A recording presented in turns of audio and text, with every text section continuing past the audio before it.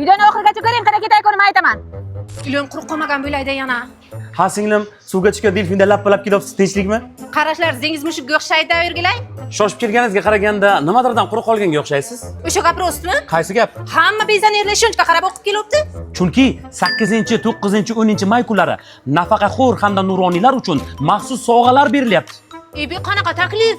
Tezroq ayting onamga, hayday qaynonamga aytsam qichib bo'ladi. Singlim, har 3 million xarid uchun bitta sovg'a.